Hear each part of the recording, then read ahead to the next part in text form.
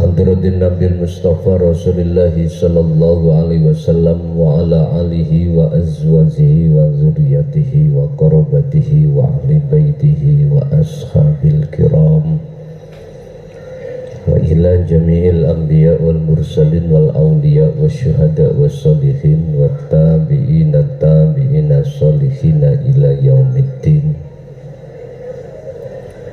khususan jami'i masayikhi ila muntahum wa ila abaina wa ummatina wa azdadina wa masyayikhina wa auladina wa azwajina wa dhurriyyatina wa ahli baitina wa jami'i man tabi'ana, khususan jami'il arwah di hadil majlis wa ghairuhum syai'ulillahi lana wa lahumul fatihah.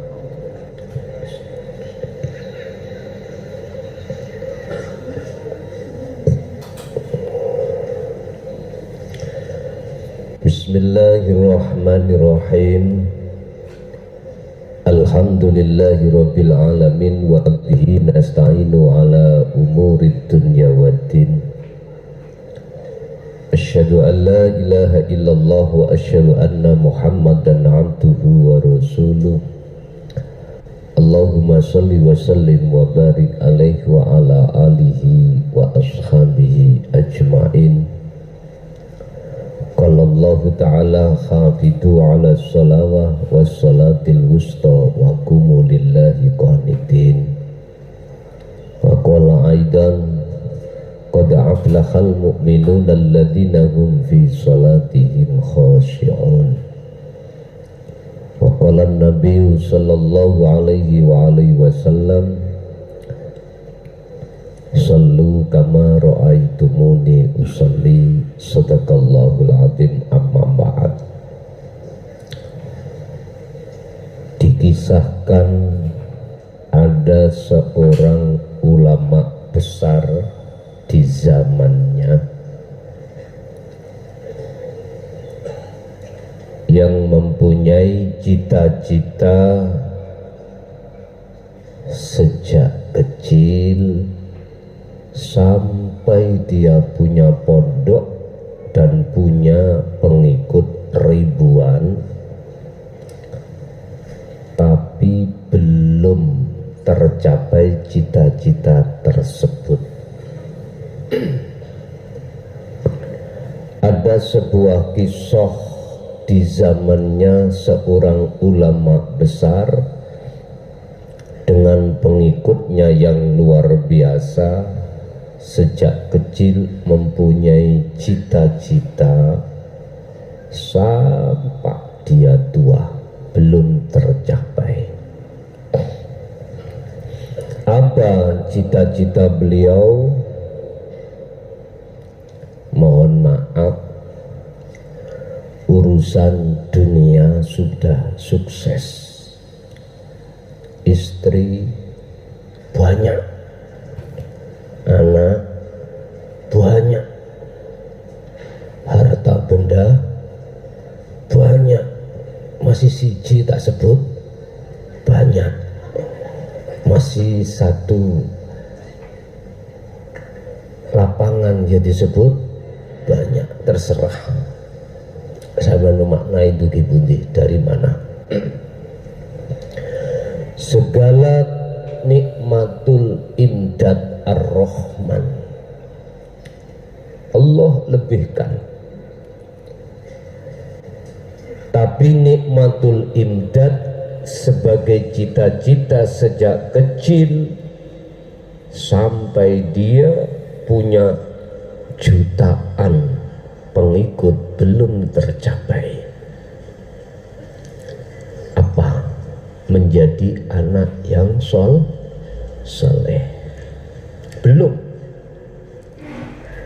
Padahal secara fisik dia masuk di jajaran ulama yang tidak kecil. Dia menjadi ulama yang diperhitungkan, Pak. Ilmu alatnya menguasai, mulai dari paling dasar kitab ilmu alat sampai notok Jawahirul Maknun, apal ngetepal sampai walak-walik apalin.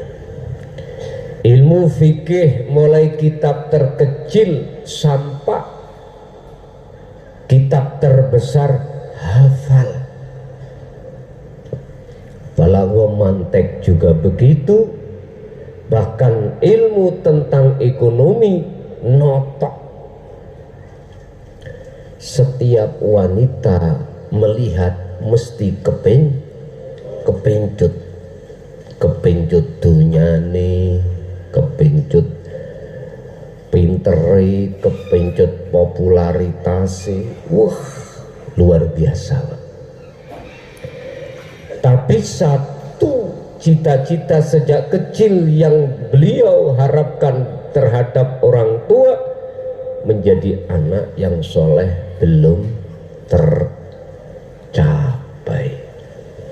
Sebab tanda-tanda anak soleh itu ketika sholat, qad aflahal mu'minuna alladzina hum fi sholatihim khashi'un.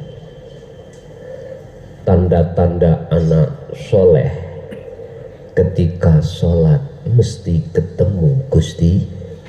Ini nggak bisa ketemu. Sing ketemu iku bokong semok, ketemu dunya, ketemu apapun. Ya Allah. Oleh sebab itu jenengan yang sudah punya status atau tidak, kok ya waktu sholat Anda masih ketemu selain Allah, berarti belum jadi anak yang soleh. Bingung.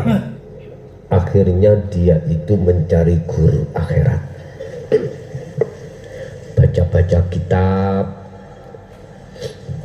yang bernafaskan ilmu tauhid, ilmu tasawuf, hakikat ma'rifat. Akhirnya di dalam kitab itu menerangkan, jikalau kau betul-betul bisa menjadi anak yang soleh di mata Tuhanmu, carilah kau seorang guru yang guru itu mengajari tentang ilmu akhirat. Delalah gak ketemu guru sing dimaksud. Sing dimaksud iku wong irunge mancung, ya, terus ndase iku mau jubahe apa sak tempeh, pokoknya orang yang tersohor. Delalah wong ketemu irunge pesek, ya, seperti celengan.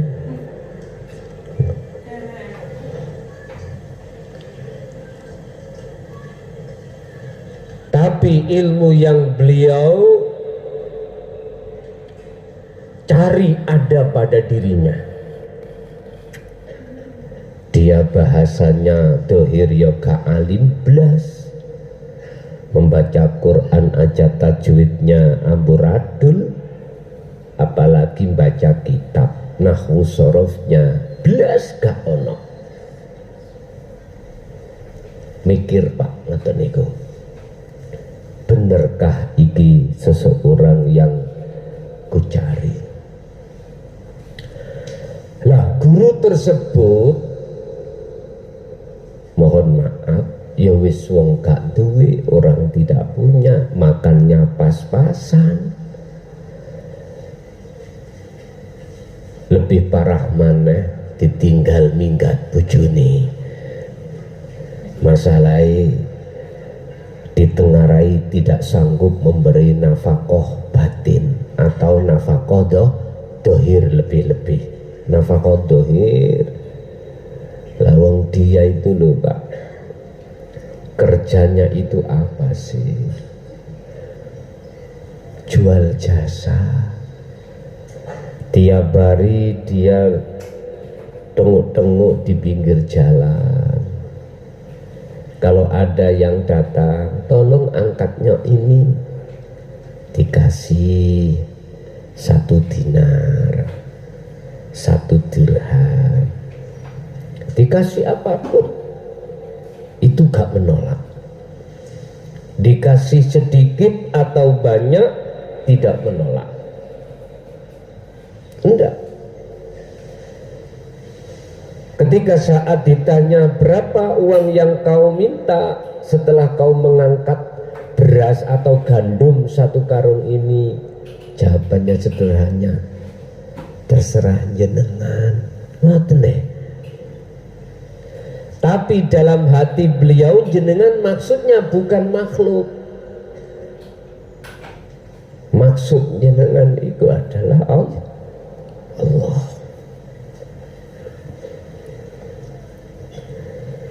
Ketika saat dikasih, beliau mengatakan alhamdulillah, tapi bukan alhamdulillah terhadap makhluk. Oleh karena hatinya mencorong nur makrifat, maka makhluk wujudnya tiada. Yang ada hanya wujudnya Allah, yaitu si orang itu. Wujud dohirnya dia, mungguh beliau, wujudnya yang ngasih. Wujud dohirnya yang uang tadi, mungguh beliau itu adalah wujudnya Allah. Inilah yang dimaksud Allah dohir nyatane.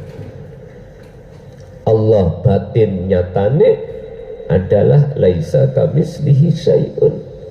Di dalamnya yang sering kita sebut sebagai nyatane hidup. Sing bingung wujud nyatan dohir Allah, gak usah kau paksa sih, gak usah dipaksa. Fokus saja Anda di dalam proses tahapan bertemu wujud nyatane Allah batin dulu, lewat dzikir yang sudah Allah bimbing terhadap kita. Bapak Ibu, orangnya itu gak besar, lalu kecil, irunge pesek, umbelen pisan. Yeah. Tapi sifatnya itu seperti Rasulullah Sallallahu Alaihi Wasallam. Yang meniru sifatnya kakeknya, yaitu Nabiullah Ibrahim alaihissalam. Siapakah garangan? Sama nak bertanya-tanya toh. Wong sing gak dukur gak ndek, irunge pesek, siapakah garangan? Dan akhirnya beliau bertanya, Tuhan, mau apa Anda mencari orang pesek, orang elek ke sini? Singkat cerita, Pak, beliau ulama yang tersohor tadi, mohon maaf, menceritakan cita-citanya, akhirnya mengatakan maksud dan tujuannya dia menuju akhirat yang membimbing rohaniah saya bisa menjadi anak yang soleh. Ngoten niku Pak, langsung dites kuat atau enggak. Anda ketika melihat saya, menurut Anda bagaimana? Iki wong sing pesek nang ya. Saya heran, Anda tidak punya apa-apa, tapi kelihatannya hati Anda bahagia. Nggak ada nelongsonya, nggak ada protesnya. Saya amati jenengan, kerjanya seperti itu, nggak pernah dikasih berapapun minta lebih, enggak. Tapi mengapa kok menjadikan hati panjenengan iki wahai wong pesek? Hati jenengan iku damai, Pun akhirnya dijawab secara ringkas. Ningatini wong apabila di dalam hati seseorang ada wujud selain Allah, berapapun nilai duniawiyahmu, kau tidak akan bahagia. Kaget bang, makola setitik tapi langsung nyeplak. Apa nyeplak itu? Memukul terhadap dirinya. Langsung saat itu juga dia berikrar untuk menjadi santrinya. Lebih mencengangkan lagi, beliau menjawab, aku orang golek santri. Kaget. Ini orang yang kucari selama berpuluh-puluh tahun, tapi ketika saat datang saya bertemu, mengapa dia mengatakan dia tidak mencari Akhirnya Pak, dengan bahasa Arab yang terteteh-teteh, wong jenenge wong Qur'ane gak teteh, jawab ngene, aku iki cuman memberikan kabar apik lan peringatan. Aku gak golek pengikut, aku gak golek santri. Aku golek, kalau saya mencari pengikut dan atau saya mencari santri, maka saya akan tersilaukan dengan makhluk berupa pengikut dan santri. Dalam benak pikiran beliau, wong sing ulama wau gak layak, gak ono wong sing nyenggol, bingung bercampur. Piye carane aku dianggap santri ya? Akhirnya bilanglah seorang ulama besar tadi, Mbah, izinkanlah saya untuk ngabdi terhadap jenengan walaupun tidak menjadi santri. Anggaplah saya sebagai anakmu, jangan dianggap saya sebagai santrimu. Akhirnya kaget wong sing irunge pesek. Kaget. Sebab sebelum dia lahir wong pesek itu ke dunia, di nukot gaib beliau itu ditampakkan Allah akan bertemu seseorang yang seseorang ini di mata manusia itu adalah orang yang mulia, orang yang punya jabatan, orang yang kaya, tetapi dia tidak tersilaukan dengan kekayaan itu. Justru semua apa? Inna i'lamu annama amwalukum wa auladukum wa azwajukum fitnah. Apa yang Allah titipkan terkait garwa, anak, harta benda itu sebagai amanah, dan dia melaksanakan amanah tersebut dengan bentuk tidak ngaku-ngaku kalau dia yang memiliki. Akhirnya apa Pak? Semua harta benda yang Allah titipkan dijadikan sebagai jalan untuk ke Allah. Pun titik. Tidak dijadikan sebagai jalan untuk ngumbar hawa nafsu. Tapi sebelum ketemu wong irung pesek, dia itu ngumbar hawa nafsu. Tapi mimpinya tadi orang pesek itu ketemu seseorang yang seperti itu. Akhirnya apa Pak? Jawabnya orang pesek, Kalau iki takdir Allah, wis sekarang tugasmu yang pertama adalah sholat. Sholatlah, dan ketika sholat hatimu harus bertemu Allah. Caranya tinggalkan seluruh apa yang Allah titipkan terhadap dirimu. Niki proses berjalan. Akhirnya Pak, dia sholat. Allahu Akbar.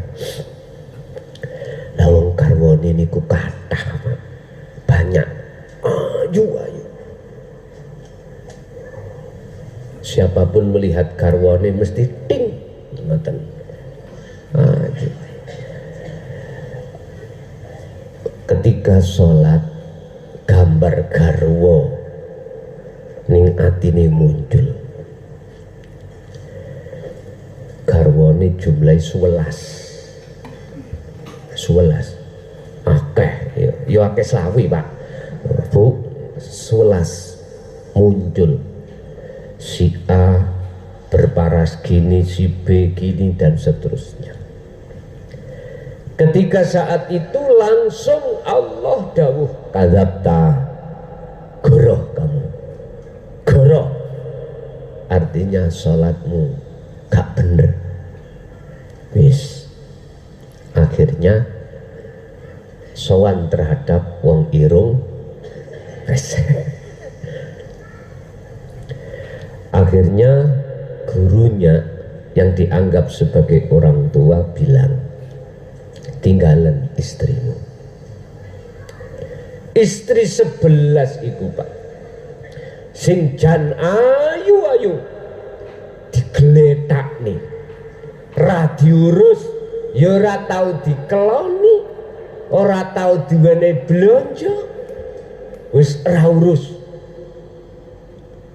Walaupun dalam satu rumah dia enggak naruh, apa enggak naruh, enggak menyapa. Wis bingung istri ini, bapak ini kena opo yo. Biasanya satu malam itu istri 11 itu puas-puas dalam Jumat. Lah zaman dia itu gini ya Pak, tadas listrik, lampu jumlah 11 dipetek siji muruk kabeh.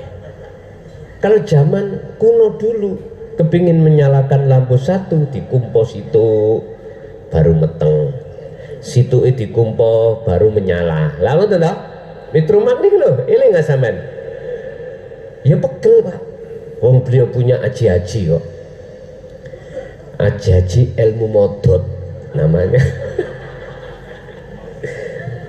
Jadi dipetek si pisan tes langsung meteng kabeh.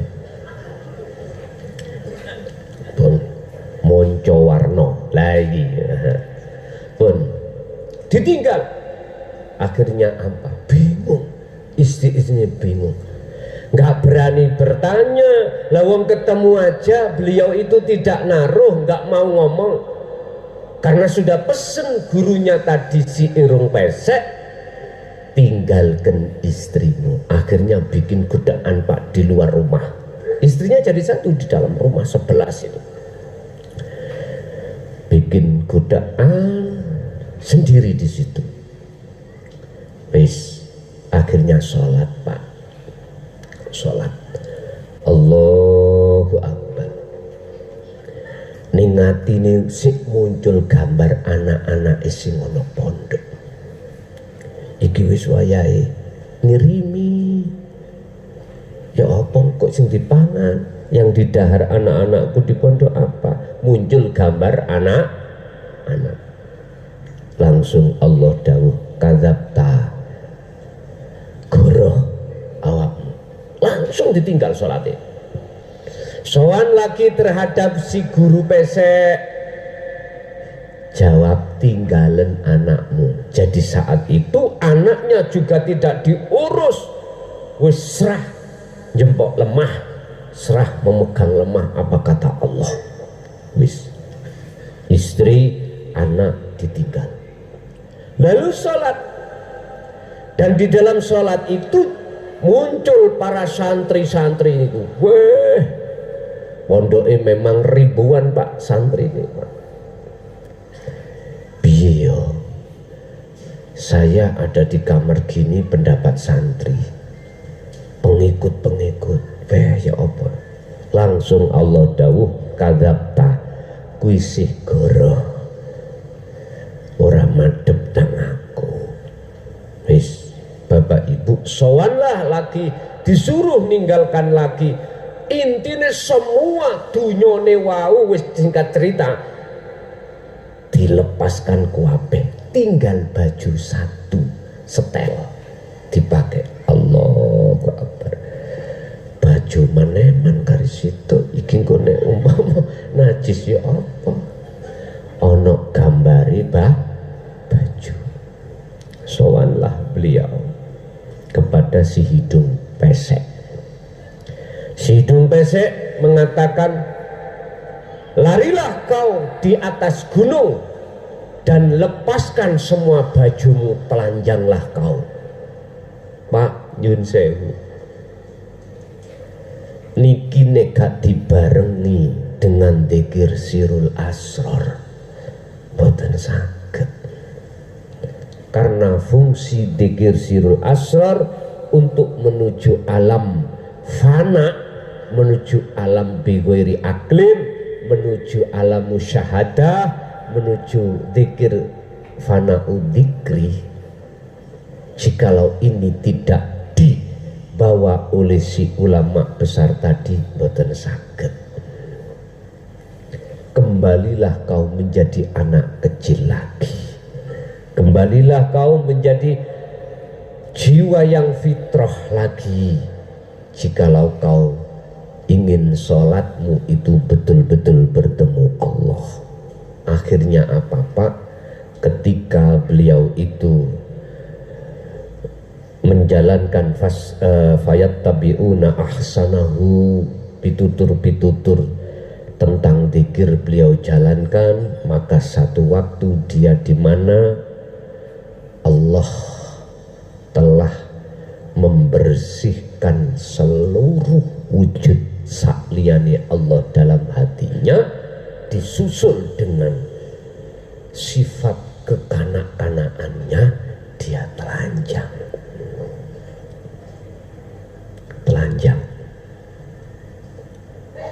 Kembali seperti bayi yang baru lahir, tidak membawa apa-apa. Wong sak kampung Pak, bahkan sak pondok mengatakan guruku sempel, guruku gendeng. Yang mengerti tentang ilmu tasawuf, wah iki mulai jadak iki melaku Pak. Sholat di puncak gunung, Allahu Akbar, jabe Allah, sodakta ya Habibi, bener wahai kekasihku. Cerita ini jangan disimpulkan kekasih Allah iku kudu muda sak dohiri, enggak lo ya. Nyun sewu, kok ndang-ndang sampai niki mulih bareng ayo muda kabeh. Wah ditutup pondok iki sampemu ini. Iku mengandung pengertian mekaten Pak, mengandung arti begini. Anda akan bisa bertemu Allah di dalam setiap aktivitas apapun. Cuman ingin tadi dicontohkan sholat ngoten mawon, cekak tabrakan hukum syariat. Manakala wujud selain Allah termasuk makhluk dirimu harus tiada, dan itu bisanya hilang, nur makrifat menyala. Nur makrifat itu bisa dinyalakan, dan dinyalakan Allah terhadap hamba yang hanya dikehendaki, hanya hamba yang selalu hatinya berzikir. Titik.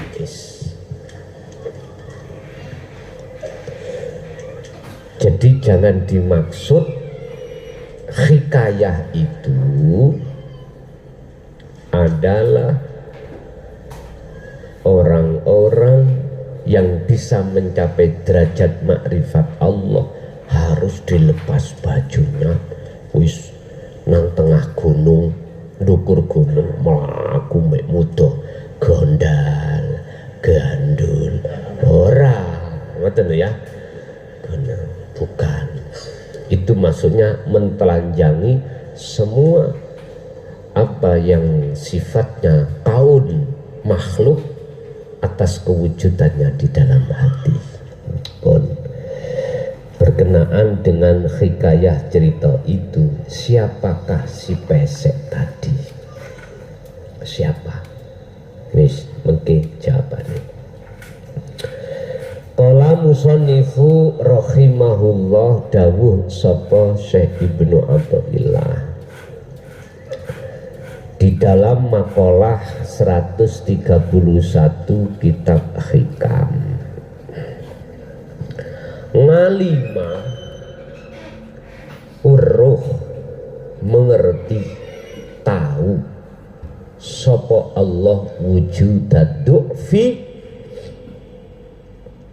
ing nyatane sifat lemah mingka saking ira manungsa. Allah tahu jikalau manusia itu bersifat lemah,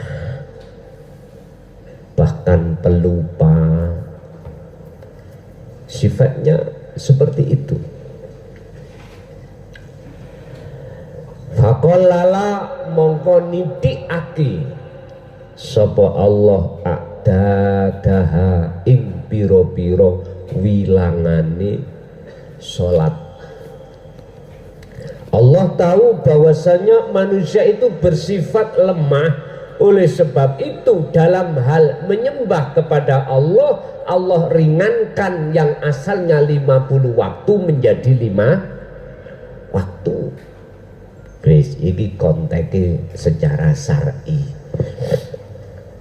Lah konteksnya secara hakiki bagaimana? Hidup dalam dirimu tahu. Kalau kita, hati kita, ruhaniyah kita gampang ketarik oleh kepentingan hawa nafsu. Sebab Allah sudah memberikan izin kepada iblis bahwasanya Adam dan anak putu Adam seluruhnya akan disesatkan dengan cara iblis sendiri, dengan cara yastahibbunal hayatad dunya alal akhirah, menghidangkan perkara-perkara selain Allah biar dianggap wujud. Ya Tuhanku, kujadikan indah semua kehidupan dunia ini di mata anak putu Adam. Seluruh apa yang berkenaan dengan kenikmatan kehidupan duniawiyah saya bikin terasa indah. Akhirnya seorang laki-laki, jangan heran, mempunyai iman bahwasanya cantiknya itu pada si wanita, sifat jamalnya itu jamalnya wanita. Kalau sudah jadi satu, kalau sudah jadi suami istri, ketika ditinggal, wong berhubung cintanya itu mancep terhadap si istri, keloyongan pak pikirannya gak tenang. Bojoku nanti yo wis. Padahal dia tidak ingat kalau istrinya yang secantik bidadari itu nanti kalau sudah umur 80-90 tahun nyaprut, nggak sadar. Sama si wanita terhadap si laki-lakinya juga begitu. Nah, Itulah cara nafsu untuk menjadikan terasa indah apa selain Allah itu. Ujung-ujungnya nanti jatuhnya supaya hati kita pada selain Allah. Tidak cukup sampai di situ, Pak.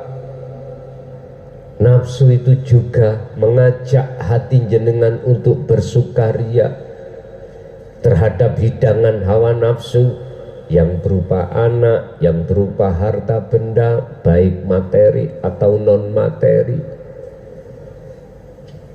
Kalau hati kita sudah masuk dalam perangkap itu, pasti alal akhirah kau akan lalai pada Tuhan.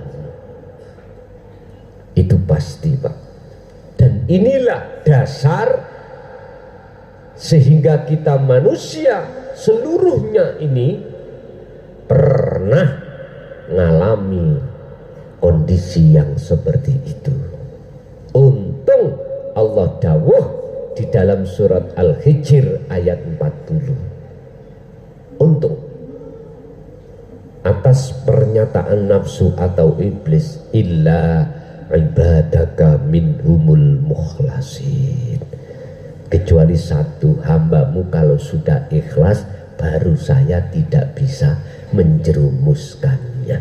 Ini itulah hamba yang dipilih. Karin jenengan iki wis ikhlas ndeleh nang perkara selain Allah apa ora? Kalau dereng, teruslah berlakulah bagaimana sekiranya jadi ikhlas semuanya. Ikhlas niku los, Pak, plong. Seperti halnya Rasulullah kalau mengkinayahkan, mengisyarahkan seperti seseorang yang perutnya sakit ingin beol belum dapat WC, ponten belum dapat, bingung nggih, ngelaku nggak kecirit. Tapi ketika saat sudah menemukan WC atau ponten apa konten? Ponten. Delalah antri gak wopo. Dok lah, ngeten iki biasa ya. Oh, berarti iya nih sampean tahu dok. Boso sudah dibuka jadwal sampean dodok mak berus. Rasanya hati sampean mak plong. Lah ngoten ya. Oh, berarti selain Allah iku laksana kotoran. Sekali lagi saya katakan, perkara selain Allah berarti kotoran. Tapi aneh kotoran itu sampai suwun. Ada yang diletakkan di kuping. Dadi gelang ngeten iki, dadi klambi.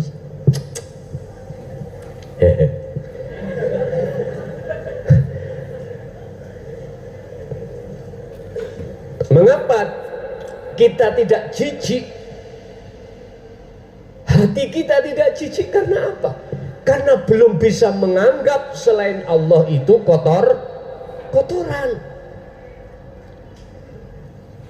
Terus bagaimana caranya untuk bisa sampai di situ? Bapak Ibu, Gusti Allah urip ning jenengan iki paham kalau jenengan ini orang yang lemah, selalu kalah dengan nafsu. Akhirnya 24 jam satu hari satu malam Gusti Allah mengatakan biqadril imkan, wis mampumu eling aku. Enak nggih? Oh enak. Sak mampumu. Kamu ketemu aku sak mampumu dah. Padahal kalau menurut salah satu ayat Allah katakan wa ma umiru illa liya'budullaha mukhlishina lahuddin. 24 jam ini hanya disuruh menyembah, titik, gitu.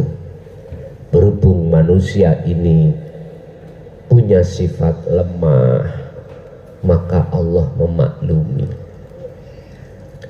Bagi mereka yang belum bisa mencapai bertemu Allah, Allah tanamkanlah di dalam sifat jenengan bahwasanya Allah terasa dekat. Hatimu ada rasa bahwasanya Allah terasa dekat karena Anda merasa selalu dilihat oleh Allah. Minimal itu Allah tanamkan. Seiring berjalannya waktu jenengan berzikir yang sudah Allah tetapkan dzikron katsiran, maka dengan sendirinya hatimu akan muncul rasa rindu terus tambah besar bergelora bertemu Allah. Ini proses. Bapak Ibu, ketika Allah sudah dawuh fa inna ajalallah la'at, waktu yang Allah tetapkan datang, yaitu waktu pertemuan. Saat itu juga itulah yang dimaksud ulama tersohor tadi, sudah lepas semuanya. Wujud dirinya sudah tidak ada, wujud makhluk semuanya sudah tidak ada, akhirnya tinggal wujudnya Allah. Wujud Allah batin, ya hidup nyatanya. Wujud Allah dohir, dunia saisine iki bagi beliau. Akhirnya dijawab, sodakta ya habibi, wahai kekasihku, benar sudah. Bahasa Quran, kalau Anda sudah sampai pada innani anallah la ilaha illa ana fa'budni wa aqimis sholah li dzikri, jenengan kemana-mana selalu tertarik sadar kalau Anda nggak ada, kalau selain Khalik itu sudah nggak ada. Ini Pak, yang ku maksud sudah makrifat. Coro sholat berarti bertemu Tuhannya. Inilah yang Allah tulis sampai akhir zaman, surah Al-Mu'minun ayat 1 dan ayat 2. Qad aflahal mu'minuna alladzina hum fi sholatihim khashi'un. Sungguh bahagia, sungguh beruntung bagi orang-orang mukmin yang ketika sholatnya bisa untuk bertemu Allah. Ketika saat Allah mewajibkan 24 jam dan melihat kondisi hambanya ini sifat lemah dikurangi, faqallala a'dadaha, dikurangi Allah. Sebagai proses kita jatuh bangun itu mboten salah, paham ya? Jenengan ingat lupa, ingat lupa, itu gak salah. Kata Syekh Ibnu Athaillah dalam makalah lain, la tatruk al-dzikra li adami hudurika ma'allahi bihi. Padahal ini belum ketemu, iku wae sik dikongkon ngejok dzikir, apalagi sudah ketemu kecokno terus dzikir iki untuk meningkatkan makommu dari mahfud ke maksum, begitu. Wa alimalan ngerti sapa Allah, Allah tahu. Ikhtiyajaka ing gedene karep ati ira, gede karep ati ira dalam hal apapun, apakah hajat yang bersifatkan dunia Apakah hajat yang bersifatkan akhirat? Apakah hajat yang bersifatkan terhadap makhluk? Apakah hajat yang bersifatkan bertemu Allah? Ila fadlihi, maring kanugrahane Allah. Ketika Allah tahu hajat gedene apa menyang anugerah yang ada pada diri Allah yang akan diberikan padamu, maka fakatsaro, mongko ndadekake akeh sapa Allah amdadaha ing wilangane fadilah atau keutamaan. Syariat ngomong sih, kuwi duweni hajat apapun yang bersifatkan bagus, entah sholat, entah zakat, entah poso, entah haji. Allah tahu hatimu berontok, hatimu ingin bisa melakukan hal itu dan mendapatkan upah dari seperti itu. Pahalani sholat, pahalani zakat, pahalani puasa, pahalani haji, pahalani baca Quran, apapun. Bahkan dikatakan di satu majelis kalau dijadikan sebagai taklimu ta'alim ilmu tentang Allah, Allah memberikan rahmat berupa malaikat turun ribuan malaikat. Jadi gandel-gandel ngoten Mbak ya. Gandel-gandel. Ana sing nang plafon, ana sing dolinan kipas.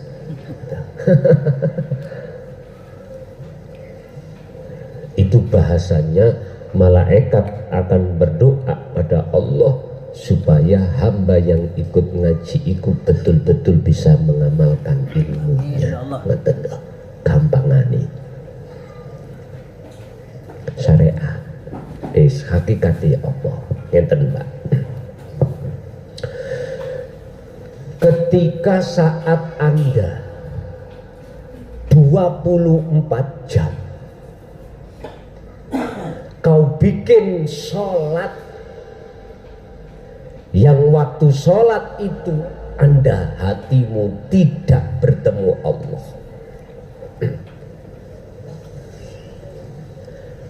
hal itu sik luwih apik, sik lebih baik ketika Anda sholat cuman sak rakaat tapi kau bertemu Allah,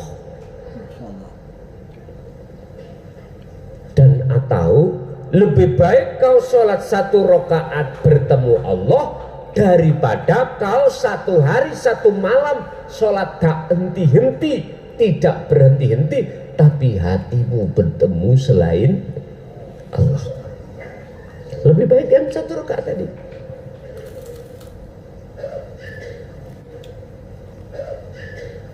Karena apa? Innama yataqabbalullahu minal muttaqin. Karena ketika ibadah fisik dohirmu nata iju husnil ahwal mingkol bin zahidin, bersumber dari hati, yang hati itu hati yang berzuhud. Hati yang berzuhud, hati yang ikhlas. Hati yang ikhlas, hati yang tidak merasa kalau dirinya yang melakukan. Terus siapa? Hati yang menetapkan yang melakukan hanyalah keingsunannya Allah pun ini. Apalagi 24 jam total dalam keadaan hati mingkol bin zahidin. Apalagi lah wong sing 1 rakaat iku mengalahkan beribu-ribu rakaat. Sama halnya ngeten, Anda sebagai petani menanam biji kacang, 1 biji aja, Si A menanam kacang itu bijinya, si B menanam kulitnya 1 truk. Nanti yang saged cukul ada hidup yang mana? Si A. Si A. Akhirnya hanya 1 biji nanti akan menjadi berbiji-biji. Udah 1 dompol katakanlah 10 buah, isinya 1 buah, kacangnya 2, ada yang 3. Udah ditanam lagi, akhirnya bisa mencapai satu truk. Lah yang menanam kulitnya saja gimana? Ya sudah, sampai ambil kesimpulan sendiri. Mengapa di sini Allah katakan melebih besarkan daripada apa yang jenengan lakoni? Inilah Bapak Ibu nikmatul imdad firrohim, di dalam masalah kerohiman hanya diberikan mereka yang beriman. Artinya titel kemakrifatan kekasih Allah itu hanya diberikan Allah pada hamba yang dikehendaki, sedangkan hamba yang dikehendaki adalah hamba yang yastami'unal qaula fayattabi'una ahsanahu. Mereka lah yang selalu mendengarkan seruan Allah dan mengamalkan seruan itu. Sebab banyak orang yang hatinya mendengarkan seruan nafsunya dan menjalankannya. Seruan nafsunya apa ya? Maksa hatimu untuk melalaikan Allah dengan cara disuruh ngaku. Ini wujudnya sapa? Wujudku klason. Kalau sudah masuk di sini, akhirnya apa yang muncul dan timbul pada diriku, maka hatiku wajib untuk ngaku sing ngaji aku, sing kasih petunjuk aku. Begitulah selamanya. Dan ini Bapak Ibu yang menjadikan nur makrifat di dalam hati kita tidak Allah nyalakan. Walaupun Anda sudah tahu ilmunya tentang dzikir sirrul asrar, kok tidak jenengan buat untuk menetralkan semua keakuan diri, maka walaupun Anda udah paham tentang dzikir sirrul asrar, tidak akan pernah dinyalakan Allah. Ingat, ojo kesusu seneng dulu kau sudah diletakkan faham. Jangan anggap Anda sudah lolos dan bebas dari pengaruh nafsu selama Anda masih merasa dirimu ada. Kuncinya ada di situ, Pak. Kalau Anda masih merasa ada, otomatis Anda akan merasa kau yang melakukan atas segala halnya. Pasti Anda akan juga merasa kau yang bisa ini, bisa itu, punya ini, punya itu. Aku bertanya, sampai kapankah Anda hatimu tetap begitu? Makanya kata Syekh Ibnu Athaillah dalam makalah lain, khalwat zuhud wajib hukumi.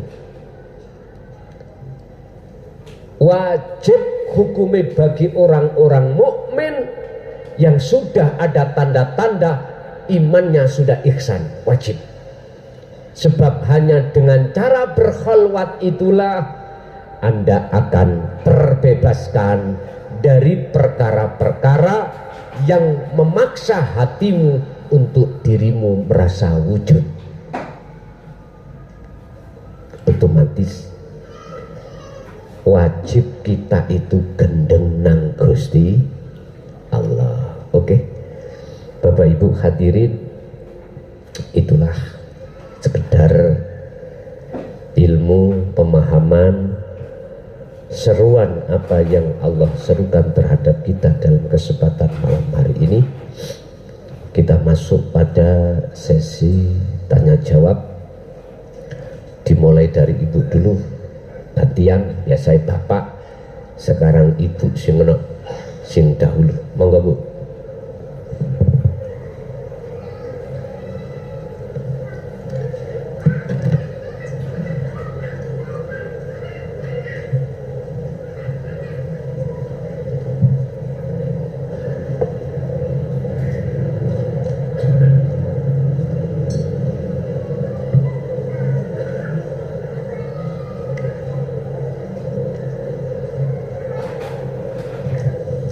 Dereng wonten Ibu, dereng, nggih pun lari nang Bapak.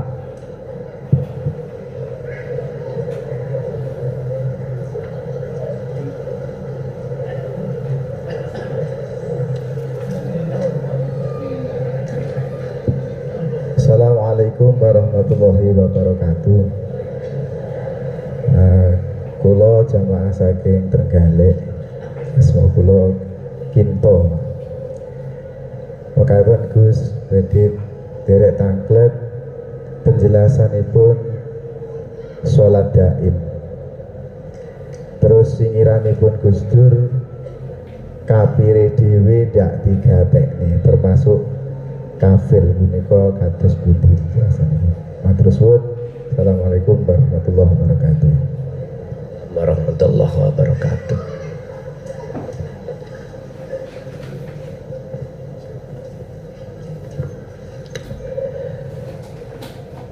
Kafire dhewe ra digatekne, maksude kafir sing ya apa? Niku dari kalimat kafaro, artinya ingkar.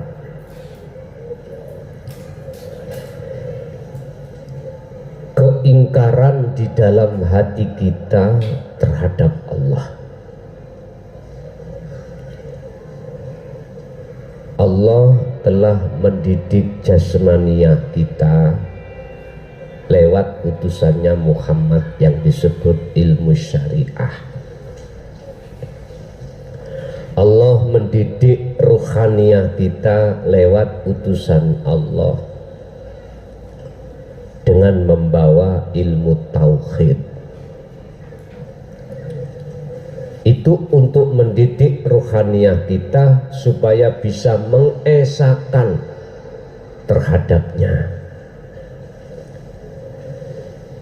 Manusia siapapun kita tatkala menolak ajaran dinu tauhid, mesti dalam hati kita imannya terhadap makhluk. Wa minan nasi may yaqulu amanna billah wa bil yaumil akhir wa ma hum bimumin. Mengapa di situ ada wa ma hum bimumin, ada manafinya? Mengapa? Anda harus curiga.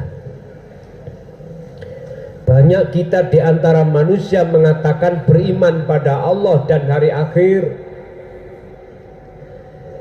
tapi hati kita mengingkari sesuatu ilmu yang mendorong supaya iman sampai betul-betul pada Allah. Itulah dinut tauhid. Pasti hati kita masih ada iman kalau selain Allah itu wujud, sehingga selain Allah itu bisa punya ini, bisa melakukan ini dan itu. Itulah kekufuran rohaniah kita. Inilah yang disebut kekafiran kita pada sejatinya Allah. Dan ini golongannya mayoritas.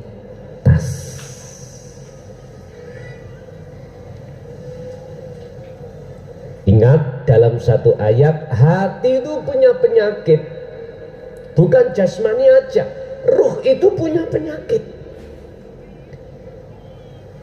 Di mana ada penyakit, Allah akan memberikan obat. Berhubung kita menolak obatnya itu loh Bapak Ibu, akhirnya rohaniah kita itu tetap berpenyakit.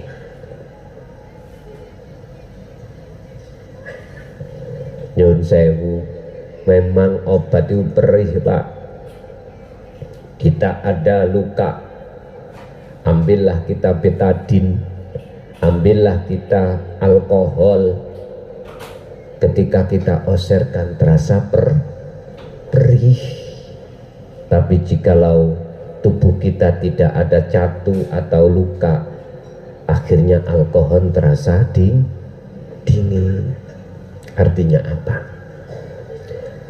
Apa yang selama ini kuserukan,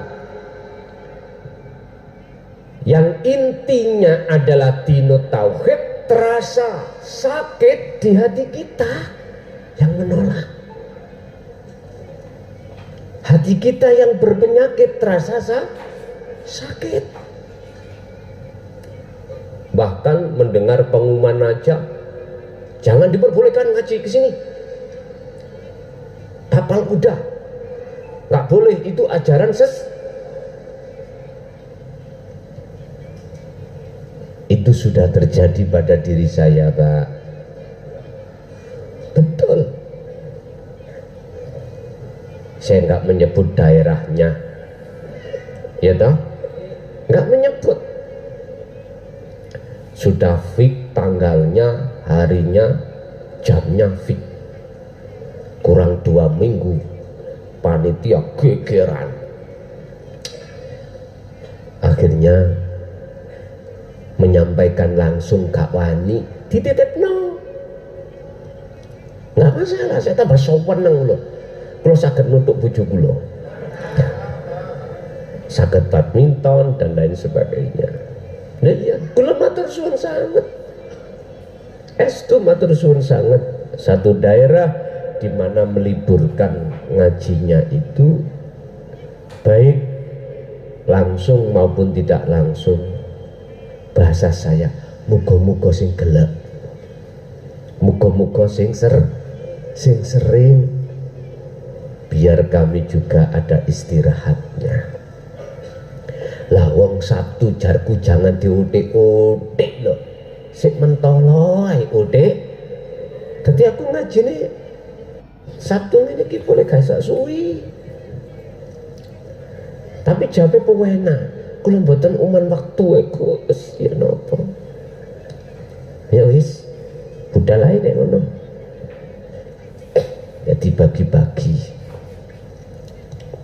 Wis, yang dimaksud kafir dhewe ku pundi? Hati kita ada iman kalau kita itu merasa bisa melakukan sholat, ikulah kafir kita.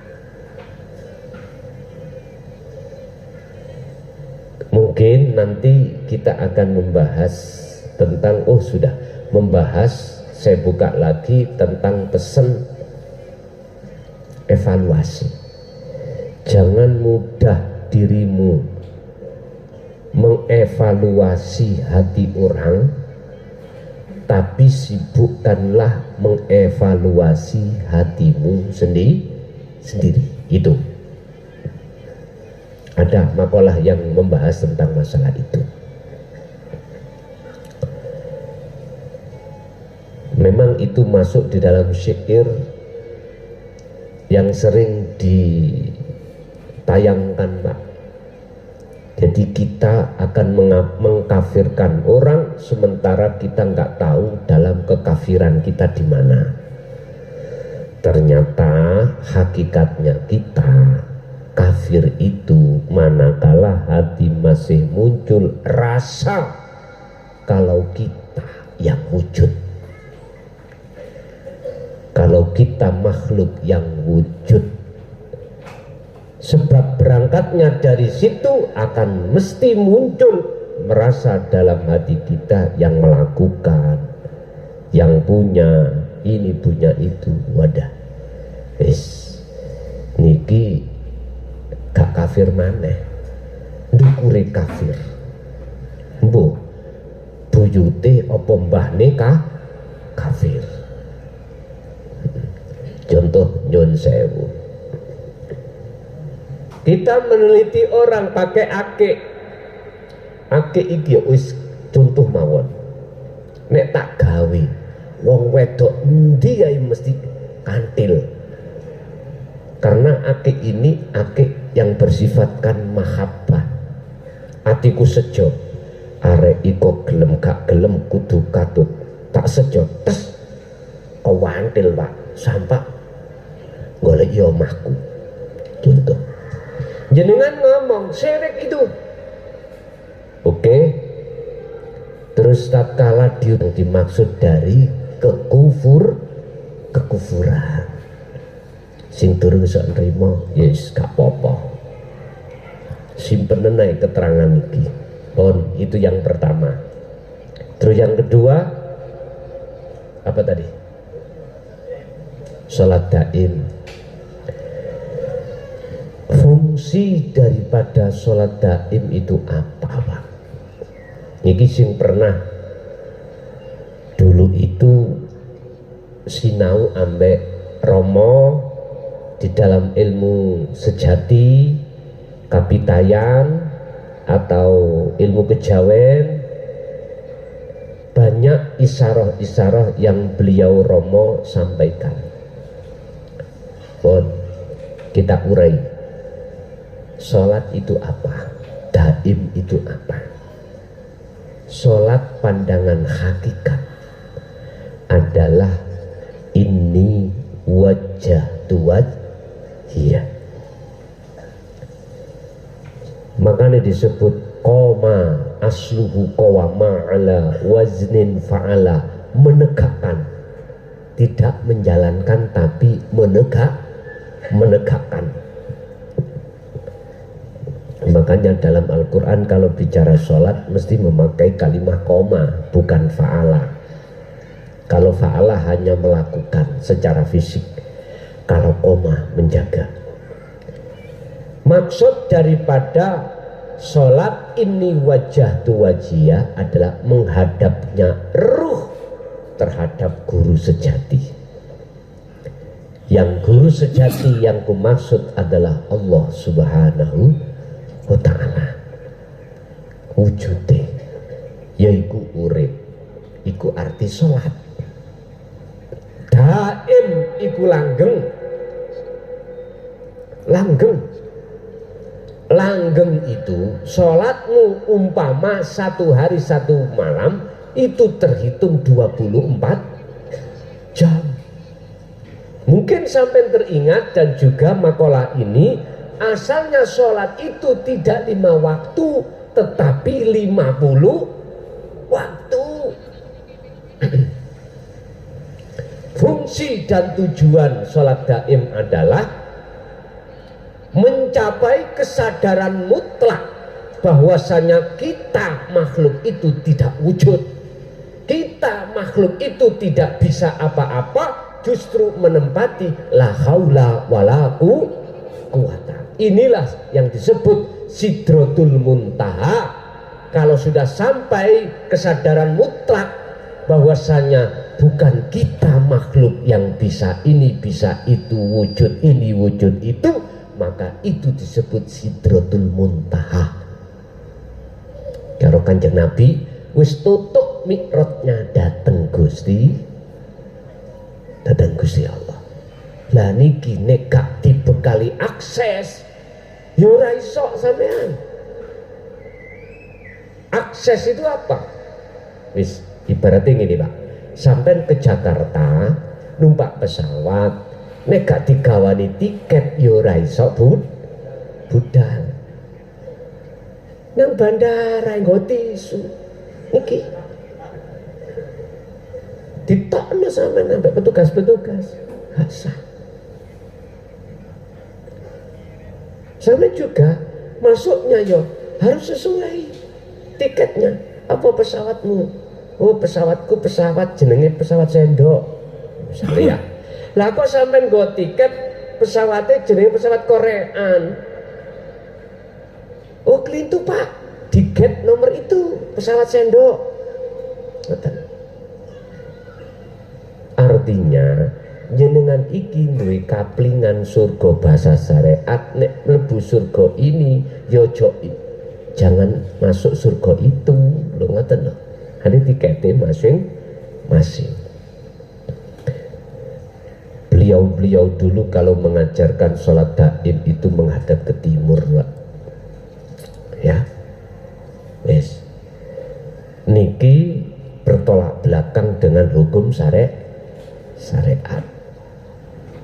Memang cara syariate wong fanatik dengan syariat, bertaklid dengan syariat mesti menyalahkan.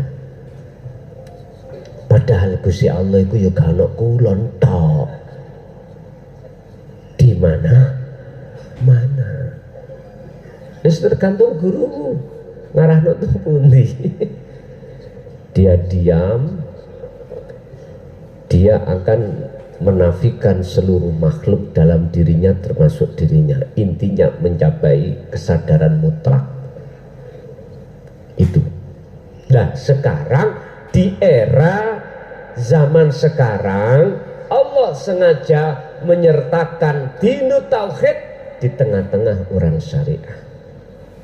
Sejatine itu untuk membenarkan, menguatkan saudara-saudara kita dulu ketika saat berseberangan dengan hukum syariah, dia melakukan sholat daim itu gak salah miturut kacamata hakikat. Ada dasar? Ada. Tak buka nanti.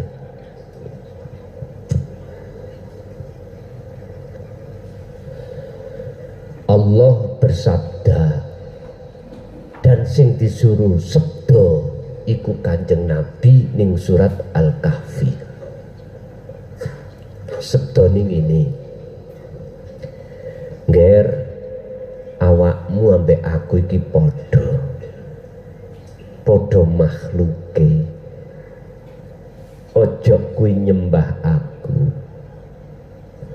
ojo mujo-muji aku, tapi pujon sembahan sopo Tuhan sing tak sembah. Wahai manusia, janganlah kau menyembah siapa yang bukan aku sembah. Artinya, janganlah kau menyembah aku, manusia, Muhammad ibnu Abdillah, sebab aku juga sama dengan kamu. Tapi sembahlah siapa yang ku sembah. Akhirnya dijawab, Tuhanku itu memberikan wahyu padaku, ilahukum ilahu wahid, sing tak sembah yaitu Tuhan yang Maha Esa. Belum menyebut Allah loh, belum. Nyun sewu, niki napa? Iki lho, jerone iki lho. Jerone niki napa? Kates. Oleh sampai nyebut kates karena sudah ada wujudnya. Secara doh. Coba tatkala dunia iki mau tandus, nggak ada hijau royoro, nggak ada. Witi kates yo nggak ada. Jenengan nyebut kates? Gak mungkin. Karena belum wujud secara dohir. Tapi ketika hujan Allah turunkan minas sama yang disebut ma'ul mator, akhirnya cukul. Padahal bertahun-tahun bijinya ada di lemah, di bumi, terus cukul. Terus wujud kates sakmoi atau wujud kates itu wite, mesti sampai langsung muncul jeneng dintatung kates, sama dengan Allah. Sana.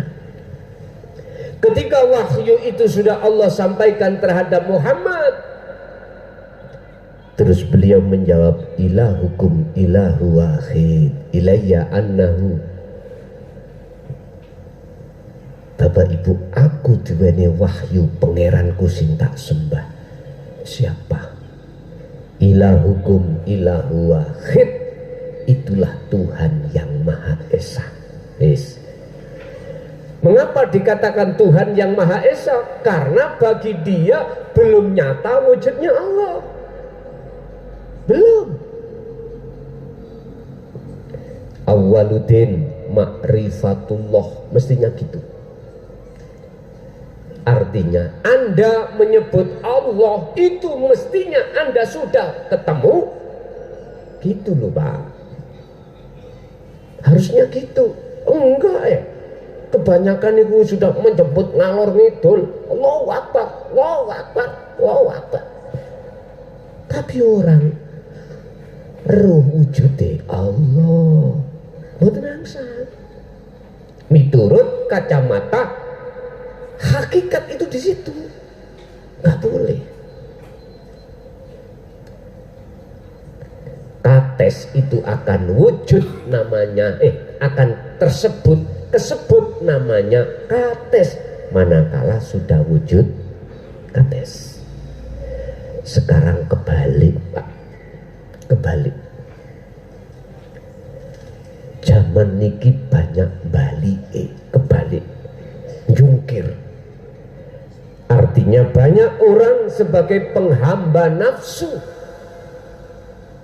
mereka sebagai musuh Allah. Saiki dibalik, direvolusi. Iman yang seperti itu kita ubah.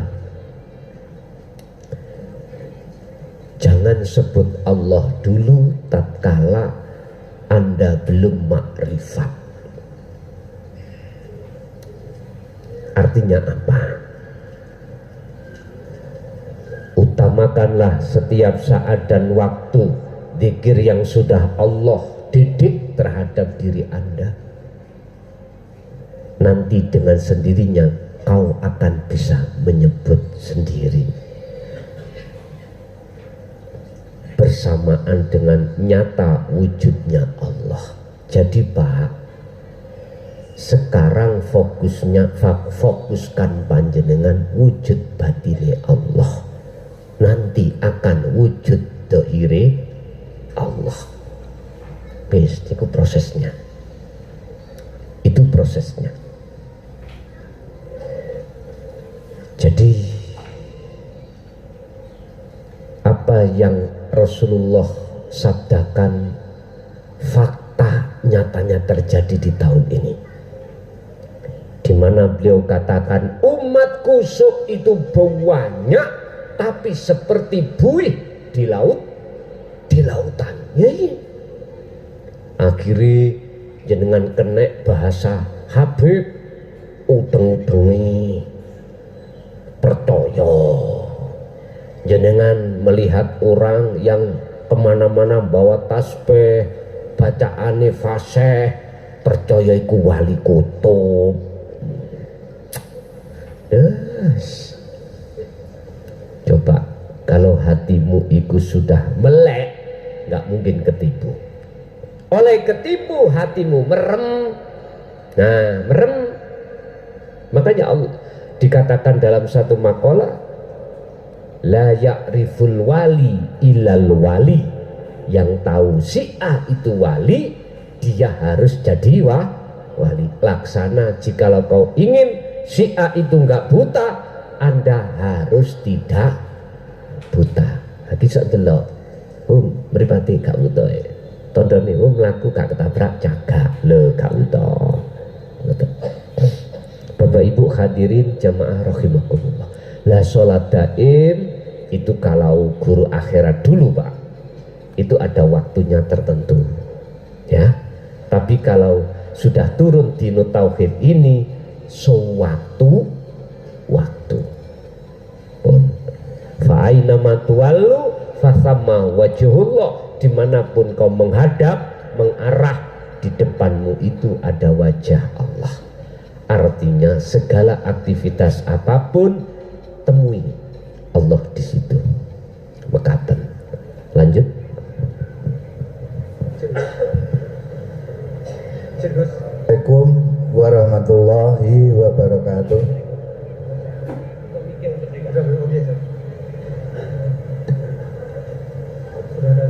Mohon maaf Gus, kalau perkenalan dulu, jembatan penjenengan mugi dumateng jamaah sedaya. Sepindah kula saking Tulungagung Bapak Suci menika ingkang kula badhe pitakenaken. Nomor pertama nggih menika mengenai perjalanan pun kula pribadi. Sebelumnya saya menjadi anak murid walaupun ompong tapi dadi anak Naksabandiah Al-Khotiah. Sepindah kula badhe nanyaaken pengamalan ingkang kula lampahi mengenai biatan amal gangsal, amal 11, amal wukuf qalbi, amal Nabi Isbat, makamipun tahlil 3 makam, ugi muraqabah akadiyah. Menika akhiripun amalan tarekah Naksabandi. Salajengipun kula dikebet angin dumugi Mojokerto bilih badhe nyetep ngelmunipun Gus ingkang dipun wastani Dinul Tauhid. Mugi-mugi lampah kula mbinting nyuwun ridhanipun Rama Yai kalian anak putu kula. Mugi kula nyuwun dados anak muridipun Yai zahiran wa batinan. Salajengipun nglampahi kula wau nderek beat amalanipun Naksabandi dipun gabungaken kalian Siru Asror, ampripun kula saged suhud makam suhud lan kolwah menika kados pundi. Cekap sepanten wabi wonten atur ingkang nuju rono dumateng panggilih panjenengan Guson Gus Mukhlason ugi jamaah sedaya minangka akhiripun kata bila taufiq wal hidayah. Wassalamualaikum warahmatullahi wabarakatuh. Waalaikumsalam warahmatullahi wabarakatuh. Dari unsur thariqah manapun panjenengan, amaliyah dalam robitoh manapun panjenengan, silahkan dilanjut. Silakan semuanya itu jenengan lampahi, tapi dasarilah dengan hatimu dikron kathiron, sejatine dikir. Monggo fungsikan telenge hati, di dalamnya hati jenengan ada rasa, fungsikan. Sebab nanti panjenengan ruh jenengan itu akan dibimbing Allah jikalau membangunkan rasa di dalam diri. Itulah yang disebut sebagai sejatine dzikir di dalam surat Al-Ahzab ayat 41, ya ayyuhalladzina amanu dzkurullaha dzikron katsiron. Ilingo sira kabeh menyang Allah kelawan sejatine eling katsiron tur akeh. Jadi ketika jenengan ngamalke amalan di dalam thariqah jenengan, monggo khususiyahnya kapan-kapannya suatu waktu monggo, tapi ketika saat itu hati jenengan harus menyertakan dzikir sirul asrar pun titik. Dengan cara itulah Bapak Ibu, Allah akan menyalakan nur makrifat yang tujuannya mengusir keakuan kita, memfanakan kewujudan selain Allah. Makanya saya sering menyerukan terhadap saudara-saudara saya di dalam thariqah, baik jamaahnya, lebih-lebih para mursyidnya, thariqah apapun jenengan, tolong panjenengan yang didaulat oleh jamaah jenengan sebagai mursyid, ojo dijak wiritan tok.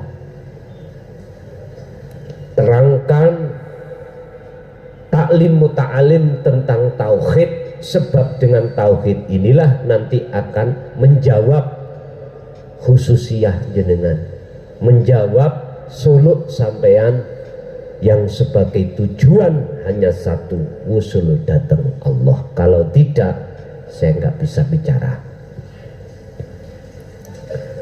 Perlu golongan-golongan thariqah itu harus diadakan taklim muta'alim, perlu untuk memahamkan terhadap si murid ketika suluk ikut paham bagaimana cara untuk menafikan selain Allah dan mengisbatkan Allah.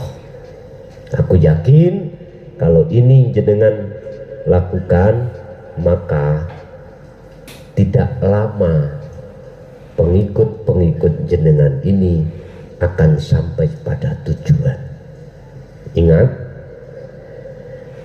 janganlah kita yang sudah didakwah, didaulat oleh banyak umat sebagai mursyid, sementara kita masih buta pada Allah. Jangan, jangan, belum pantas. Gampangan ingin, janganlah kau mengaku-mengaku sebagai Habib jikalau hatimu belum makrifat pada Allah, gak pantas. Karena Al-Quran Allah katakan yang disebut sebagai Habib yuhibbukumullah adalah betul-betul orang yang hatinya sudah sampai makrifat pada Allah. Sadarlah, yun sewu niki nek dirungokno satu sisi kuping panas, nopo sing jange kula omong dirungokno mesti panas, tapi sebagai antisipasi. Sekarang sampai tahu di Timur Tengah bagaimana bengisnya satu negara membantai negara lain, padahal nggak ada negara yang namanya negara yang membantai tadi, nggak ada. Suku itu, kaum. Kalau negara yang asli adalah Palestina, aslinya gitu. Nggak ada negara Israel, nggak ada. Itu suku, kaum. Ingat, Pulau Jawa, Indonesia didahului Pulau Jawa mau dijadikan Palestina kedua. Ingat, Pulau Jawa khususnya diawali dari situ akan dijadikan Palestina kedua. Entah jenengan menangi apa ndak, orang-orang pribumi akan disisihkan semuanya. Nggak mau diusir, dibunuh. Udah.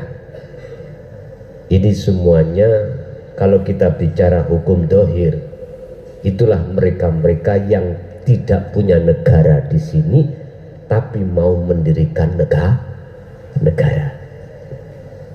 Diawali pertama Indonesia Pulau Jawa.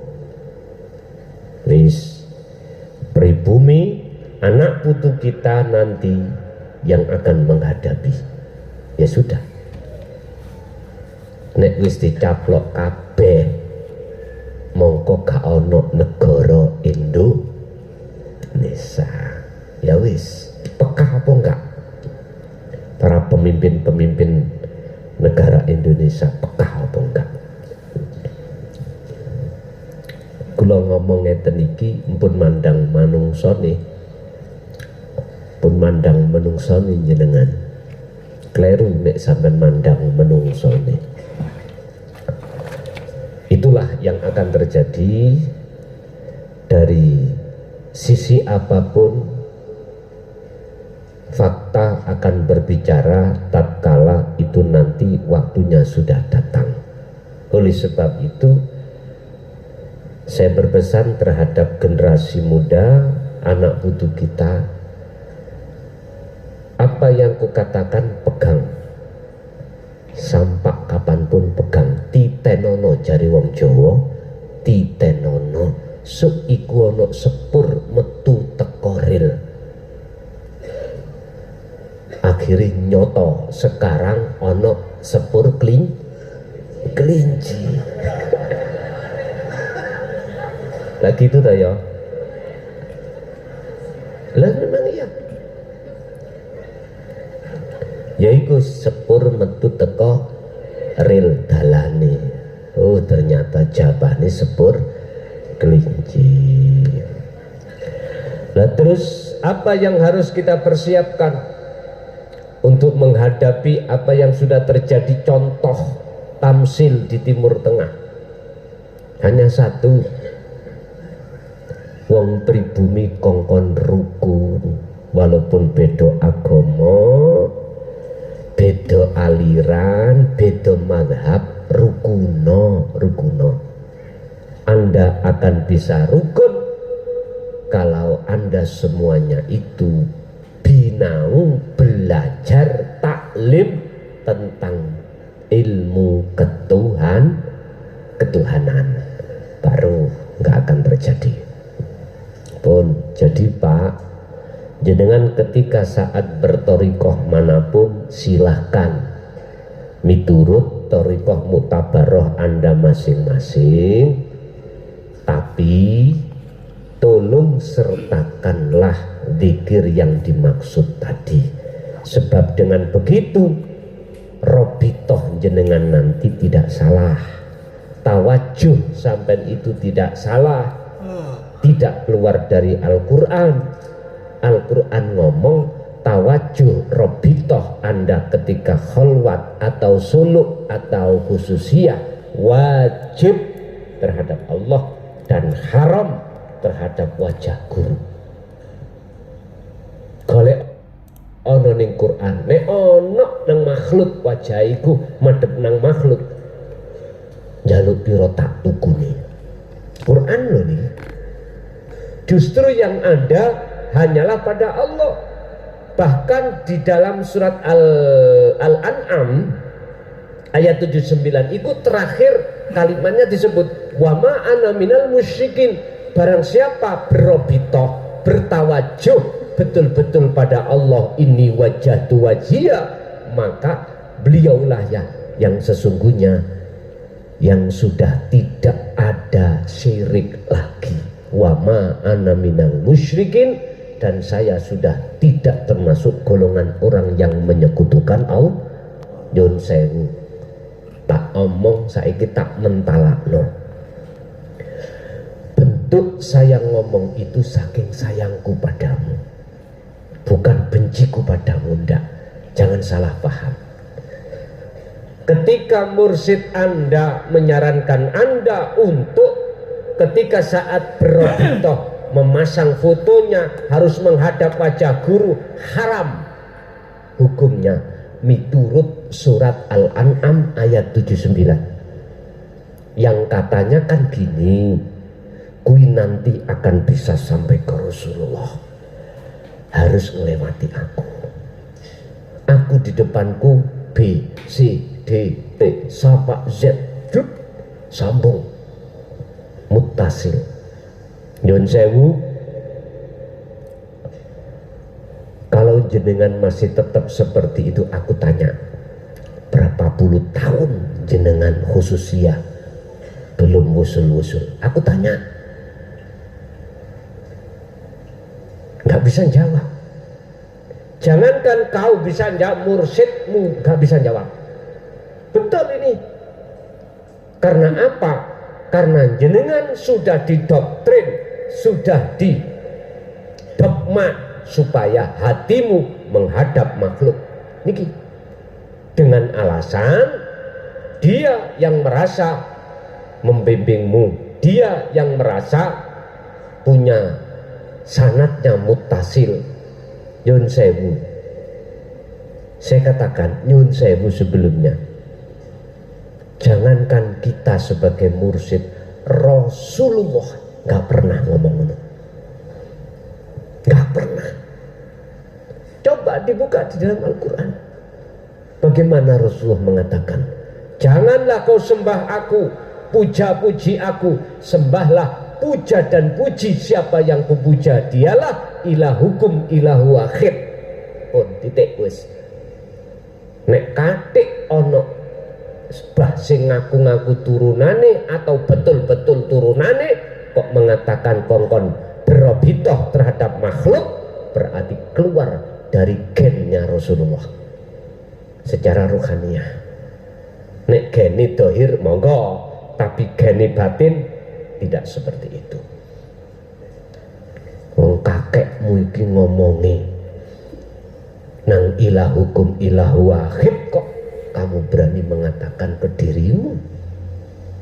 Inilah Pak, tak duduh no sampai tak buka selama ini yang dirahasiakan apa sih?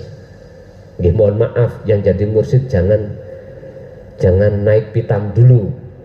Saya hanya menasehatimu, mohon maaf, sungguh mohon maaf. Saya bukan mursyid, justru saya mursal. Ya, mohon maaf. Sungguh, saya bukan siapa-siapa. Saya juga sama dengan diri panjenengan, sama manusianya. Mengapa kita diarahkan terhadap makhluk? Beliaunya supaya mujomu terhadap dirinya. Wis titik. Ojo ngaku atau ngaku, yaitu fakta. Biar Anda gampang disetir. Dan seterusnya.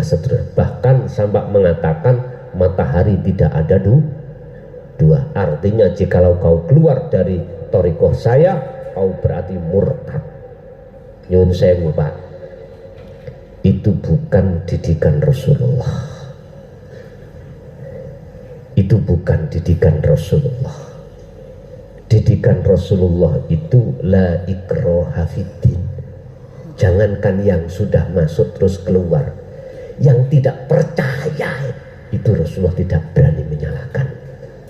Memaksa orang lain untuk mengikuti ajaran Rasulullah, beliau nggak berani. Karena setiap diri manusia itu punya proses masing-masing. Begitulah artinya Bapak, berhubung kita sudah puluhan tahun kita disuruh untuk menghadirkan wajah selain Allah, maka disitulah muter-muter jenengan akhirnya tidak bisa ke musyahadah, tetap ke mukasyafah. Oleh sebab itu ajaran tentang dinut tauhid ini wajib jenengan terima. Miturut saya, yang hati jenengan yang sudah ada keinginan bertemu Allah yang berpuluh tahun belum bertemu-temu. Kalau nggak percaya, coba tanyalah pada beliau-beliau mursyid yang sudah mencapai makom ma'rifat. Apa rahasianya untuk bisa lekas ma'rifat pada Allah? Begitu. Oke. Lanjut. Ibu ada? Bapak tadi hanya mati. Oh sama. Sama cukup ya. Bon. Bapak Ibu hadirin jamaah rahimakumullah, monggo kita tutup dengan suratul Fatihah. Apapun yang terjadi di depan kita, menangi atau enggak menangi, umur kita tetap kita beriman semata-mata itu datangnya dari Allah. Lahumul Fatihah.